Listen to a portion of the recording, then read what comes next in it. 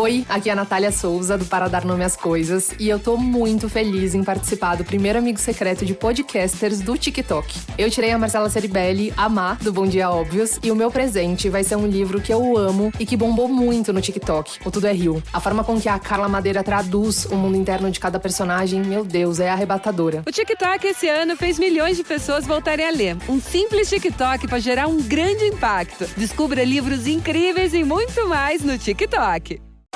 Isso não é um lançamento de notebook. Esse é o seu lançamento. Os aí PCs da Lenovo com processadores Intel Core Ultra 9 aprendem com você e personalizam as necessidades do seu negócio, permitindo que os seus dados fiquem sempre protegidos.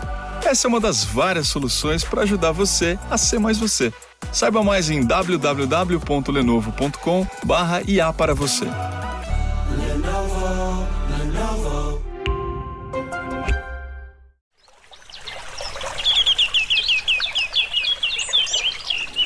Hey Nature-Backed listeners, happy holidays. We're doing a fun crossover this week. We've teamed up with our pals over at another Climate Tech podcast.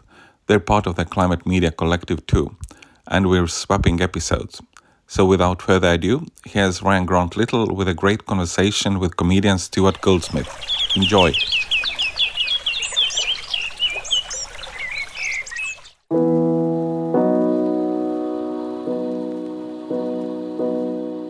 Welcome to another Climate Tech podcast, interviews with the people trying to save us from ourselves.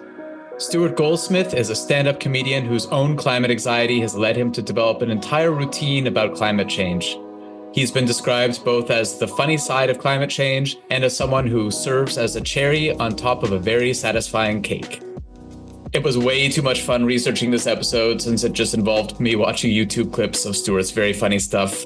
So I hope you enjoy listening to this as much as I enjoyed recording it. I'm Ryan Grant Little. Thanks for being here. Stuart, welcome to the podcast. Thank you for having me. It's a great joy to be here. It's lovely not to be speaking to yet another comedian. You're a stand-up comedian and you've performed on the Conan O'Brien show in front of Wembley Arena. Yeah, I query in front. I was inside Wembley Arena. I was performing at Wembley Arena.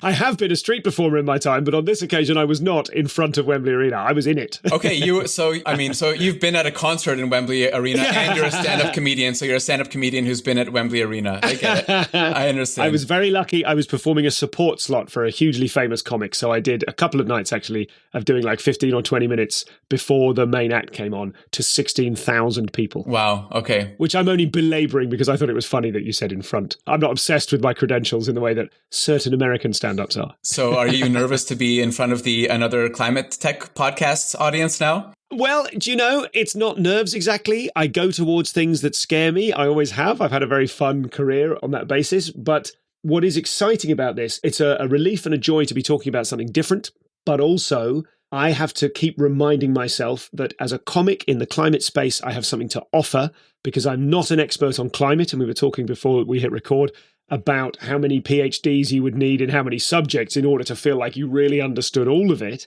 I do have to remind myself that I have something to bring to the table, that my expertise in communication and in smuggling in difficult messages and tuning and finessing difficult messages is a really important one. So I wouldn't say that I was nervous, but I do often go as a comedian, as a sort of external comedian, someone who's never had a real job, never had a salary. I go into very high-level corporate environments, and I do occasionally need to check myself before I walk in the door and say, you have something to offer. It's not a problem that you're not from this world. It's a benefit. And so the downside is there aren't 16,000 people listening to this, but the upside is a lot of them do have those PhDs. And I reached out to you because you're performing what I these days consider a public service, which is making us laugh in the face of the climate crisis.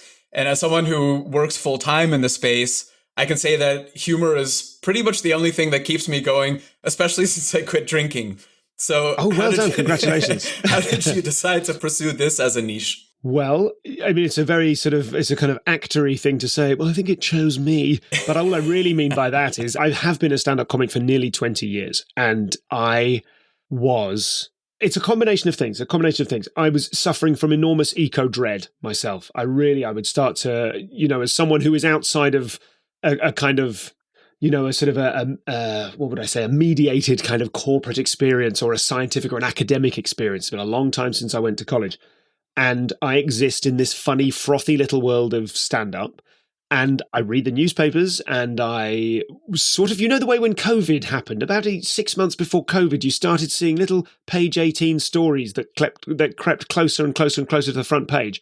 We are clearly some way into a kind of macrocosmic version of that now. And my climate alarm bells, my dread alarm bells were really ringing. Now, in comedy, we say the problems are the material. And this is a big problem. And normally I write shows. I've written 10 or 11 hour-long stand-up shows that I've taken on tour or to the Edinburgh Festival or around the world. And they have always been about problems that I have. They've been about the problem of being a new parent, the problem of managing anxiety, those sorts of things. And this is a problem that I can't stop thinking about. And so it is completely natural to me to get on stage and try and talk about it, try and make it funny. And the journey of working out what to say, whether I can be useful, comics are tackling it, but they're mostly tackling it by throwing their hands up and making jokes about how screwed we all are. And I like being useful. I'm a fixer. And I wanted to see if there was something useful I could do where I could fix myself, I could process and manage my climate dread. And also maybe I could do something useful for other people in the audience, people online, people in, I mentioned corporate events. Because I've had this podcast for a long time, I have spoken to over 450 comics in depth about their creative process over years and years. And I sort of turned that into a talk I give to businesses where I speak to businesses about personal resilience from the perspective of comedians. And people found it useful. I've been doing that for nearly 5 years. And the response is very different to simply making a room full of people laugh, which I love. It's a tremendous buzz. These days it wears off quite quickly. And so actually having people say, I keep thinking about that thing you said, and it's really helped me with problem XYZ. It's a sort of confluence of things. This is an opportunity to process and manage my own eco-dread, to help in some way, and that's an ongoing journey, as I'm sure it is for you. Is it, the narrative, the swing in my head, the kind of the firework display, can anything be done? Can I do anything? Are we lost? Oh God. And then the next day, I feel wildly optimistic. Everything's going to be okay. We're going to pull through. And then the next day you feel differently. Managing all of that, processing all of that, and trying to do something useful is why it's not that I've chosen to do this so much as, oh God, I can't not do this. Why do comics have kind of a special depth of resilience? Is it because you have the highs and lows and sometimes you give your routine to a cold room? Oh God, absolutely. There's the defining characteristic of all comics is that we're resilient. You simply cannot do the job without the ability to die. We call it death in comedy when you get no reaction. Every professional comic has died 100 times. And that feeling, it's horrible to watch. It's worse to actively do, to be on stage and going, I am tanking this. I've got the controls of the aircraft of this gig and I'm just pointing them at the ground and I can't pull them up. It's a horrible feeling. As well as that, we have to cope with isolation. We have to cope with criticism. We have to cope with self-criticism. We have to manage our rumination. All of these things that people in all walks of life, in all careers have to do. Comics, I think we feel them very extremely. We're often on our own with no oversight, with no organization looking after us, with no one we can necessarily talk to who has a process for how to deal with these things. I hope that my podcast has become a small part of that for a lot of comics. I believe it has. And so we not only feel these things very bigly, as they say in The Simpsons, but also comics articulate our feelings very well. We are paid to be on stage complaining and to complain and to process and sort of expound our feelings and extemporize and say, well, everybody listen to me because this is what I'm going through. And really the secret of comedy is to be able to tell the audience what they're going through by telling them what you're going through. Bigly is a very, very cromulent word. Thank you very much. Thank you. It embiggens us all. It embiggens us all, indeed. You have a whole show about the climate crisis called Spoilers, and it was one of the highest rated stand-up shows at the Edinburgh Fringe. You talk about it as being a frank and funny look at how we can all do more to alleviate our own dread and combat inertia in the face of the greatest challenge humanity has ever faced. So basically, as you've just talked about, sort of managing this existential dread. Yeah. So no pressure, but I mean, it's a big claim. Does it do what it says on the tin? What kinds of reactions do you get from the audience aside from, hopefully laughter? Yes, I hope it does do what it says on the tin. And the reactions I get from the audience are people say, thank you. People say, oh God, I'm so glad you're saying that out loud because I'm thinking that and I'm feeling that and I can't get that out of my head. There is a section of the show where I solicit climate confessions from my audience. And in a warm and forgiving and generous way, I get people to admit, there's some guy who said, a guy from Oklahoma, he said he'd taken the catalytic converter off his car so that it would sound better.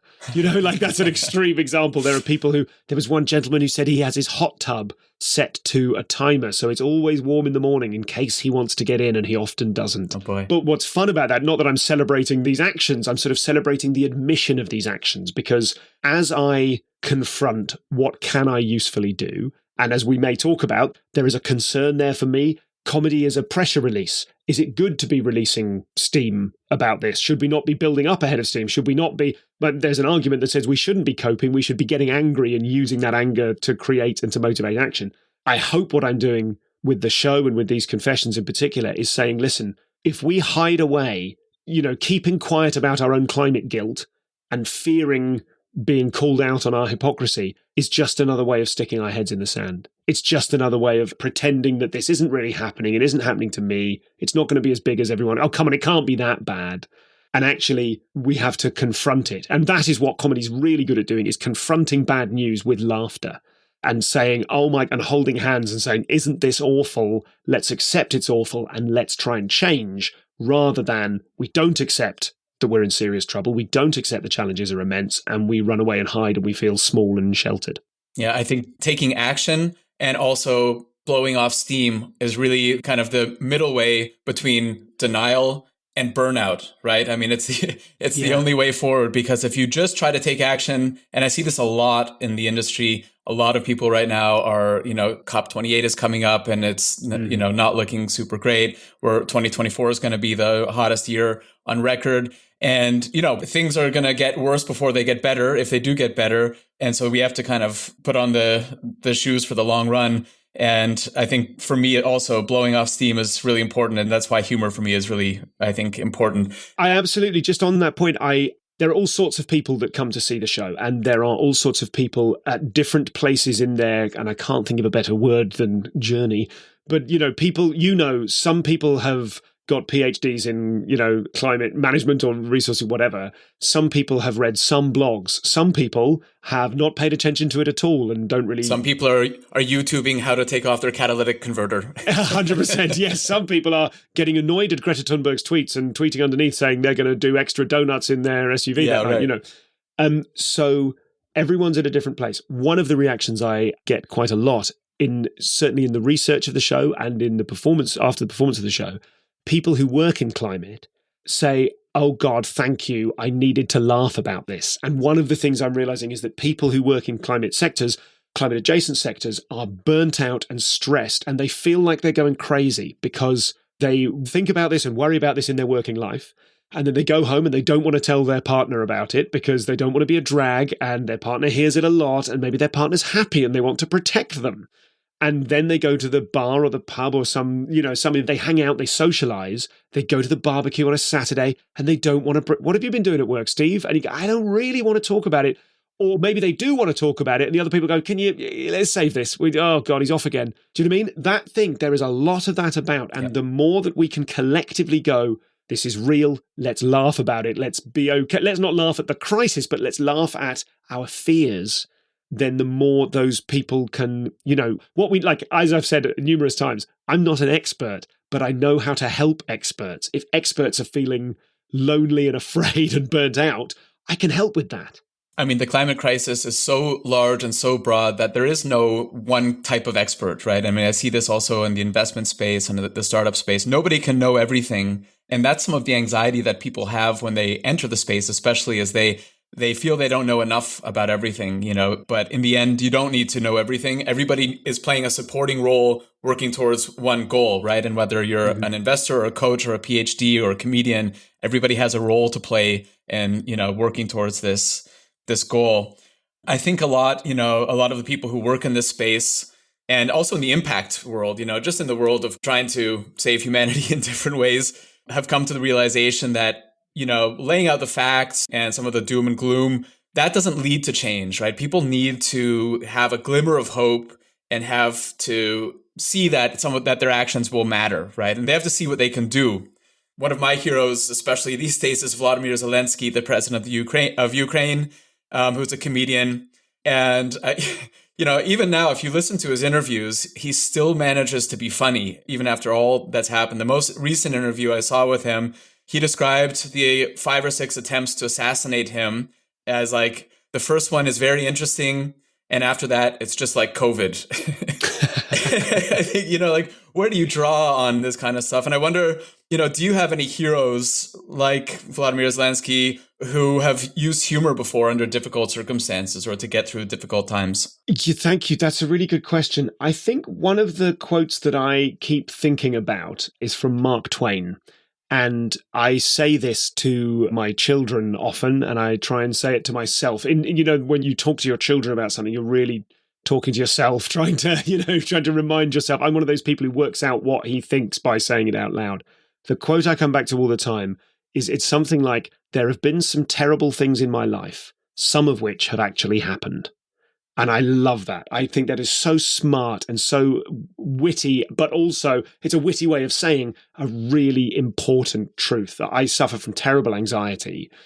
And pre-climate awakening, I suppose I was mastering that anxiety. That's part of what my show is about. That's the starting point of my show is like, hey, I've made it. I've done it. I've got kids and a wife and a house and a career and I'm happy and everything's okay just in time for the world to end. Oh God, I've suddenly realized this is happening. And I think that I have struggled with anxiety a lot. And now my anxiety is kind of accreting around the climate crisis, understandably, I would say. And that's one of the messages of the show. And one of the things I want to tell people is you're not going nuts. It's totally reasonable to be freaking out about this. It's reasonable to be scared. It's reasonable to swing wildly between hope and despair, So that idea of there have been many terrible things in my life and some of them have actually happened reminds me that we have to focus on the logic of the situation. And that's, I'm sure most of your other guests always do focus on the logic of the situation. I hope it's not tedious that a comedian's coming on saying the same thing. But we have to, almost like, as they would say in cognitive behavioral therapy, you have to, your thoughts determine your emotions. We have to be firm with ourselves and not let ourselves disappear into hope. One of the conclusions I reach in the show is that we're only screwed if we think we're screwed. And if we behave as if all of our worst fears will come true, regardless of what we do, then our heads are back in the sand. Without asking you for a table of contents about the routine, can you talk, you mentioned a few of them already. Hypocrisy is probably a pretty common leitmotif. What are some of the things you cover in the routine? Well, I talk a little bit about, I'll start with hypocrisy. That's kind of the fourth, fifth of the show, where I talk about the demotivating factor of the fear of being called a hypocrite, stopping one from doing anything, and about the fact that we are all completely wrapped up in this carbon economy. And so that is it's a demotivator. We think, well, I drive a diesel vehicle. I shouldn't say anything about this. People will call me a hypocrite. And it's so easy to level that accusation at activists. Now, I'm not much of an activist, but I really respect their passion. I really respect what they do. And part of it, one of the goals of the show, really a kind of sub-agenda, is to soft launch people's activism, to say, look at Extinction Rebellion, look at Just Stop Oil here in the UK. Let's reconsider what these people are doing, because it's not a million miles away from the suffragettes. It's the theory of the radical flank. One of my favorite jokes in the show is about how, I'll burn this joke for your podcast, but it's about how we need the radical flank to get the conversation in the newspapers and get the headlines. And then once that's happening, the radicals melt away and the more moderate people can have the right conversations. It's a bit like before Snoop Dogg can get the cookery show, he first needs to sell a load of crack in the 90s. So it's about kind of ways of reappraising some of the assumptions we make and the things we take for granted. So I would like to invite people through the show to reconsider activism. Now, there are a lot of activists come to the show, and that's great, and I hope they feel boosted, and I hope it helps them. I talk a lot about anger. I talk a lot about blame. I talk about the well. I have this kind of core premise of the show is that whenever I feel I see a new news story or I see a new fact or hear something, I'm reminded of the severity of the climate crisis. I fall down this well in my head, and it's up to me. I sit there at the bottom of it feeling angry, feeling ashamed, feeling guilty. But none of the tools to fix the climate crisis are at the bottom of a well. We have to climb back out. And I talk about the way I do it. I scrape together whatever positive notions I can to use as kind of pitons to climb back up the wall of the well to get myself out. And so there are real ones and funny ones and contrived ones and what have you. So it's about, as I tried to work out what can I usefully do, I thought, I want to talk about the climate. I can't offer solutions to the climate, but I do know something about worry.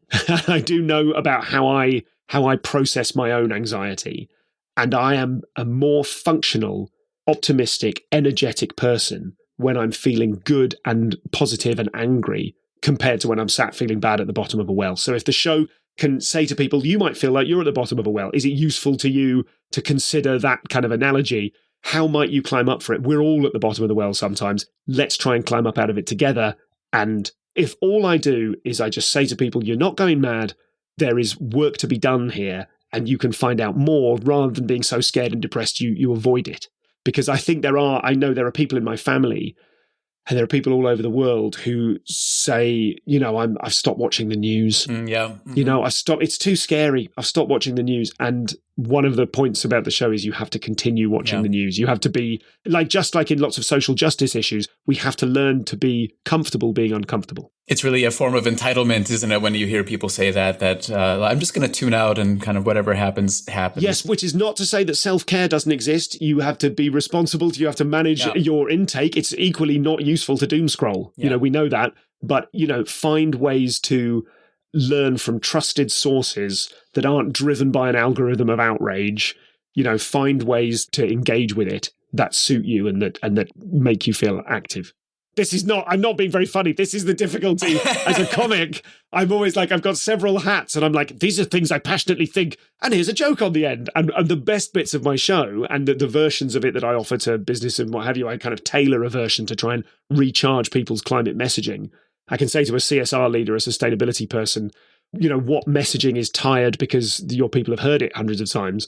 And I can tell me that and I'll try and make that funny. That requires a bit of writing and a bit of thought and, find a way to inject humor into it. And there are moments of my show when I'm like, I'm so proud of that because that bit of stand-up material is completely infused with the climate. And there are bits of my show where I've, by necessity, taken an easier route. Here's a climate fact and here's a funny joke on the end, which is sort of arbitrary, but it suits and it's been finessed and I get away with it. But the bits I'm hoping for and the bits that I'm trying to write at the moment going forward are bits where it's just completely about the climate and it's also relatable and funny. And it is not easy.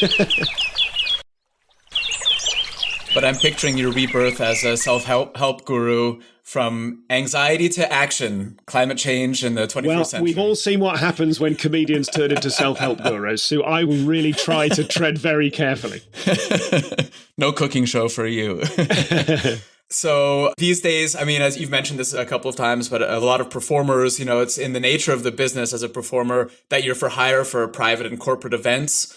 I'm curious, who is booking you for these types of events and what are they asking? What are they hoping to get out of it as an outcome? Are you there for Christmas parties or what does it look like? Yes. Well, what I'm most excited to be doing at the moment is I find that this is happening. People are booking me to kick off or to round off a day of sustainability, of looking at sustainability in a new way. I did something for a big banking group recently. And listen, that's a thing I'm navigating as well. No one's hands are completely clean, but I do hope I'm helping people who want to help. There's a lot of people in sustainability within larger organizations who passionately care about it. And often their story is, suddenly I'm the sustainability lead and I'm a team of one and the CEO is basically saying, can you tick all the boxes for me, please, so that I can get on with making money? And it's not like that. And so part of my concept is to help people like that explain to the rest of the organization, the CEO as well, if they happen to be there, in a funny and sort of palatable way, that isn't good enough. This is the work of the rest of our lives. Everything has to change. It's not a case of box ticking. It's a case of everybody getting on board and changing everything. And what an opportunity. Let's change everything about how we work. So often that's where my long experience comes into play, is if I end up speaking to 30 kind of C-suite people from mortgage brokers at 10 a.m. on a Tuesday morning in a boardroom with a mic but no lights and no stage going, right, and now a comedian to start us off. That's when I've got to dig deep and draw on the experience. Those things have been really fun, and I'm very pleased to get feedback from those things. Like, we're still doing eco-confessions for the rest of the day. We're talking about it in a different way, and that is music to my ears. So I'll kick something off, or I'll round up, there'll be 3 hours of punishing graphs and then someone at the end that's upbeat and different and sometimes a surprise. I love it when people book me and they don't know they're going to, the audience don't know what it's going to be. And what I love to do, as I said, is to tailor what I'm doing. So I did one recently online for, as I love kind of working remotely as well, much lower carbon debt. I did one for a great big strategic consultancy based in Germany, but so, hundreds of people of their staff all over the world, where I said beforehand, okay, what problems are we trying to solve here? What things are you, the sustainability team, trying to solve? And they were very German about it and sent me an amazing 2 pages of bullet points. We think this, we have to say this, we must say this, these people say this, we constantly hear this, this, this, and this.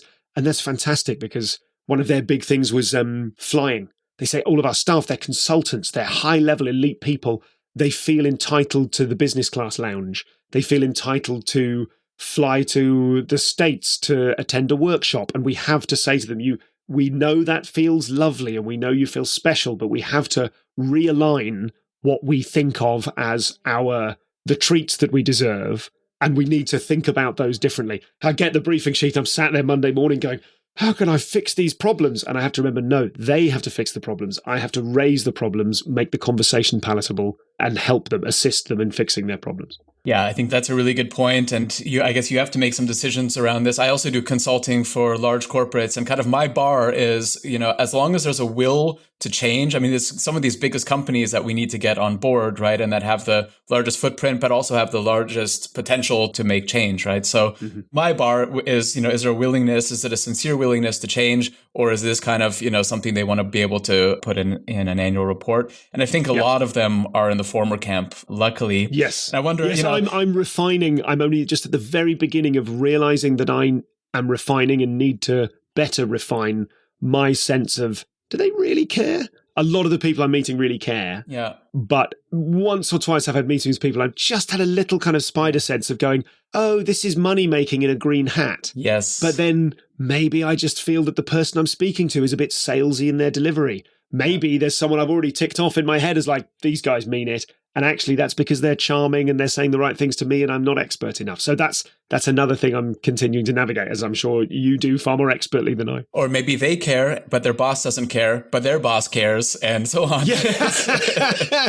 Nested Russian dolls of responsibility taking, yeah. I mean, it's hard to know, and so you won't always get it wrong, and you just, you kind of put a black mark next to them for the next time, I guess. But that can be uncomfortable. I mean, are there any times that you've done the routine kind of at a corporation or somewhere where it didn't go well? I mean, I'm guessing probably the Exxon annual annual meeting is not booking you.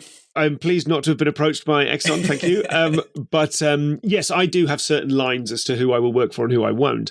I'm pleased to say that it has not gone badly thus far, but I think that is largely because the show is quite robust, because it had to be, because I've been building it in comedy clubs. The way any comedian works is they get out in the clubs, they go around the comedy circuit, as we call it, developing new material. You've got a new bit, you squeeze it between two good bits and try it out on a Friday night. I had to become very sort of intentional about going out to a Friday night chicken in a basket comedy club. Maybe I'm headlining, maybe I'm on last. I've got a responsibility to, land the plane, and I've got a responsibility to be best.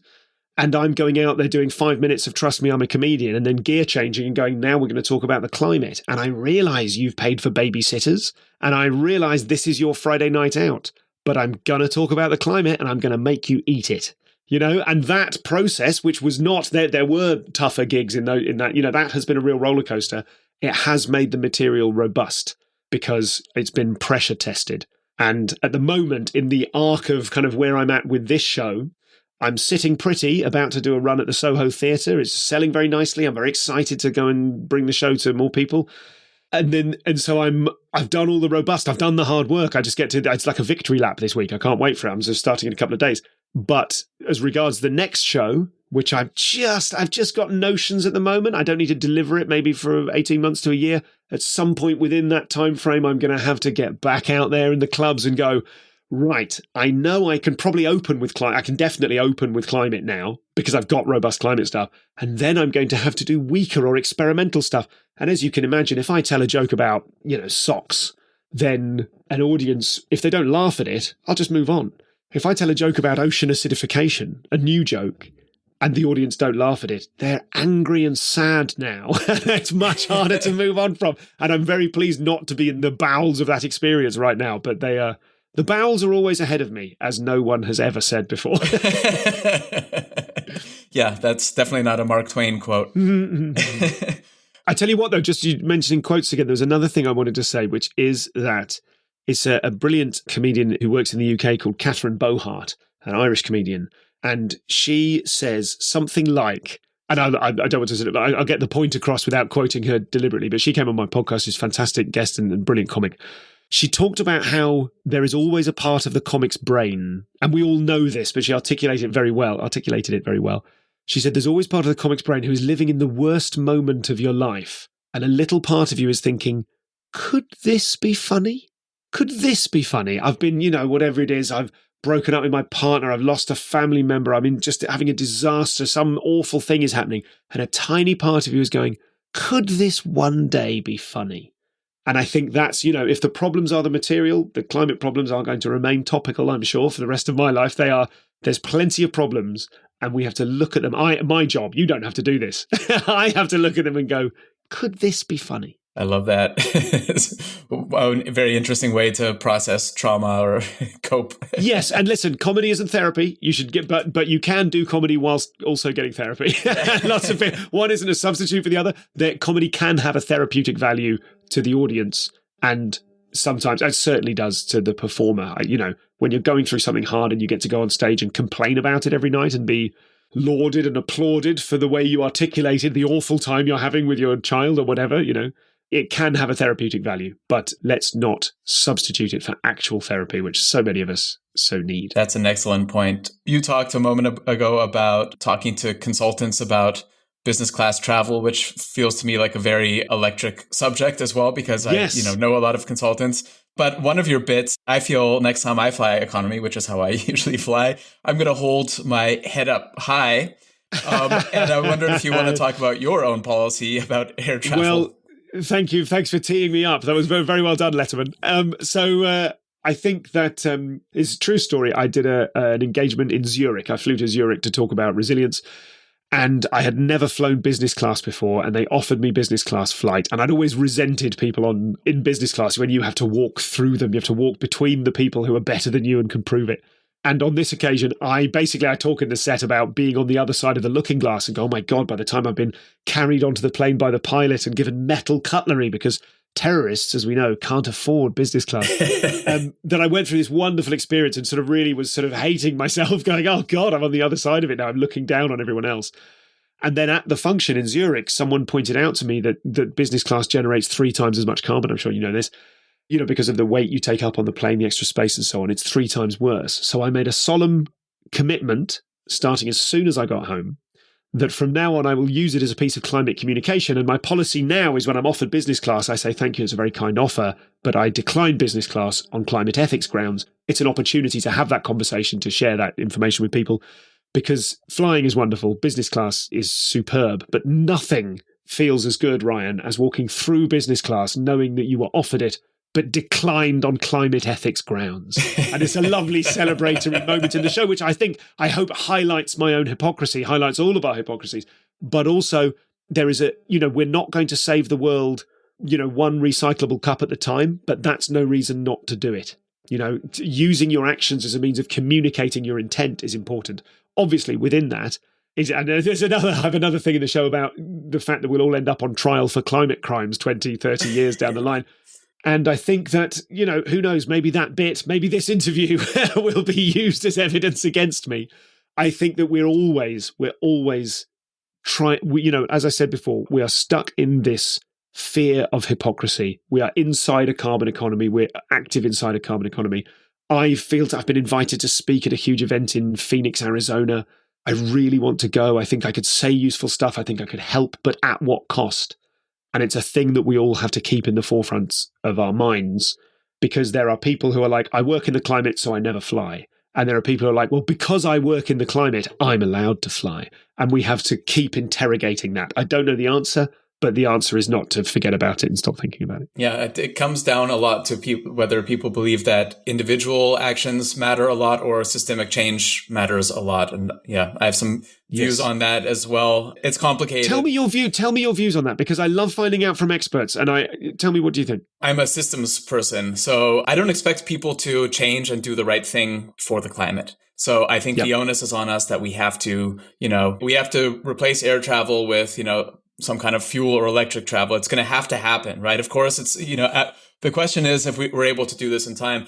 I invest in alternative proteins, right? And my view is that our goal should be that your hamburger is not made from animals, but it tastes better, it's cheaper, and it's just as accessible. And that's how we'll win, right? Absolutely. That's what I do that with my own shopping. We no longer buy meat. We don't buy meat. We're not vegetarians. My wife's sort of a vegetarian, a flexitarian, if you will.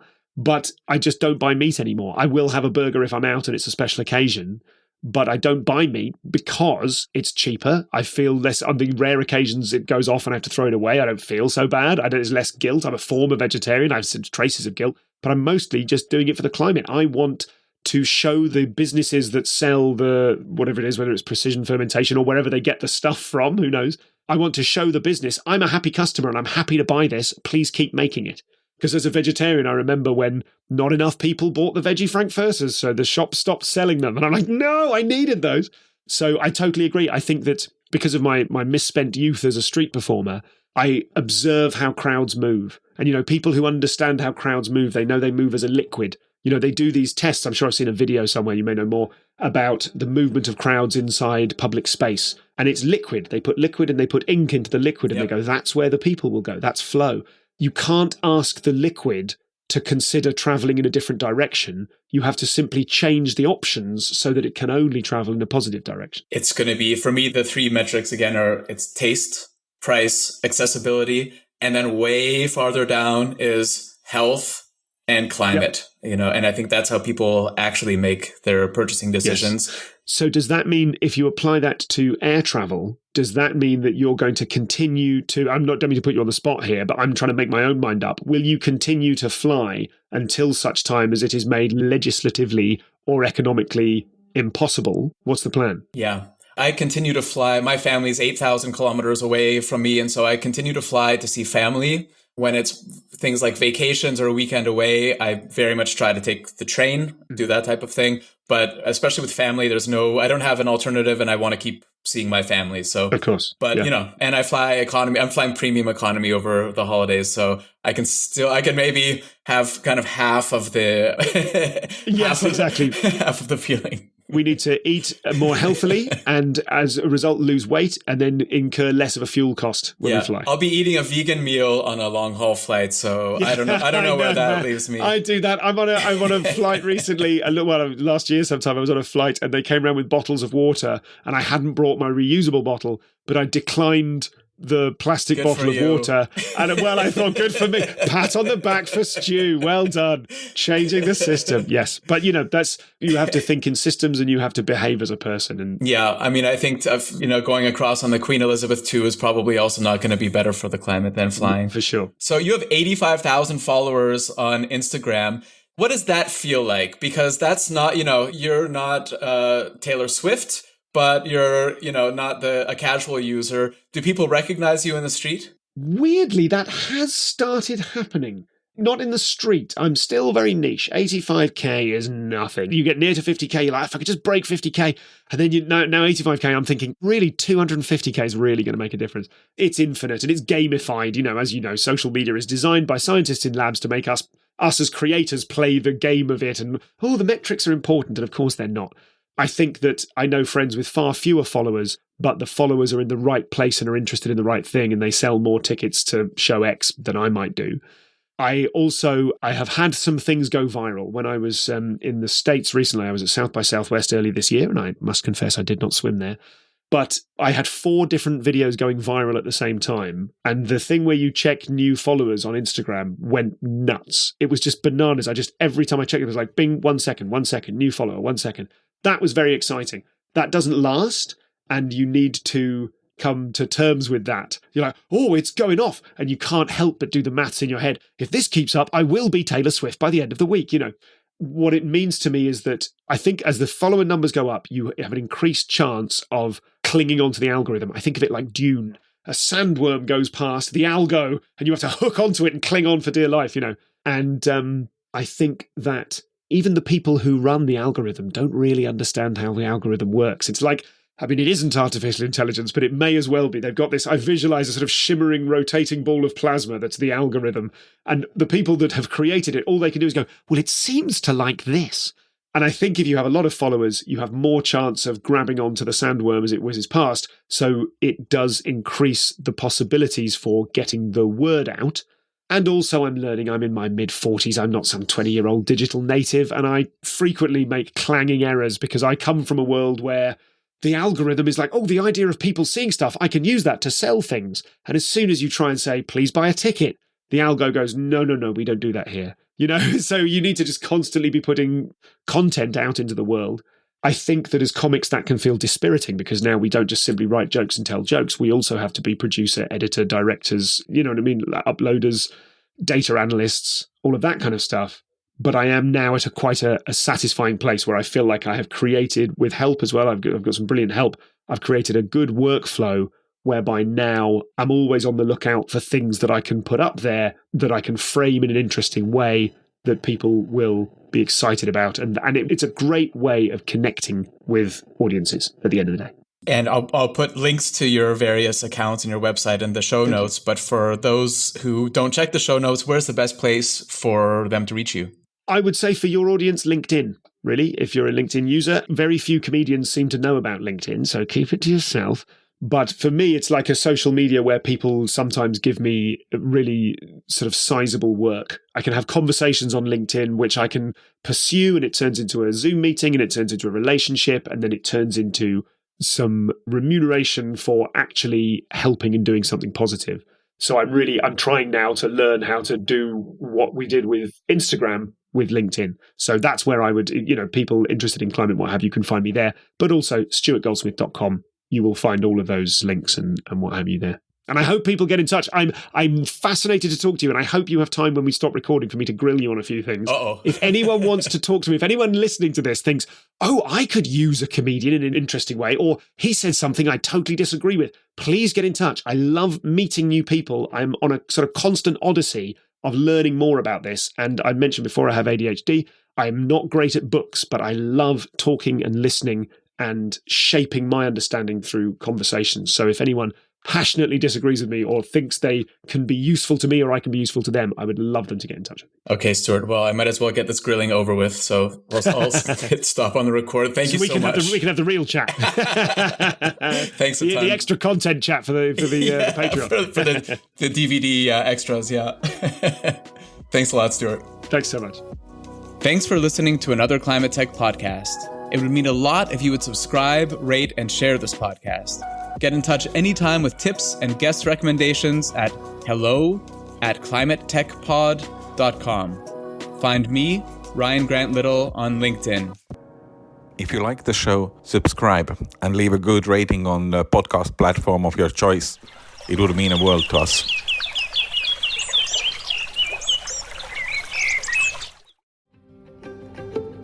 Have you ever wondered what actually happens in Congress every day? Stay informed on Capitol Hill's daily happenings with a concise, factual summary of the Senate and House of Representatives' activities from the previous session, free from bias, on the Congressional Record Daily Digest podcast. Subscribe on your favorite podcast platform and discover the process from the heart of U.S. politics. The Congressional Record Daily Digest, an Electricast production. Electricast. For those of you who dream of a world where music and podcasts live together in perfect harmony, now, for the first time, Electricast gives you a magical compilation, Pod Till You Drop, Volume 1, where we give you the best in tunes and the best in podcasts. Feast your ears and hear the culture. Available now wherever you listen to music.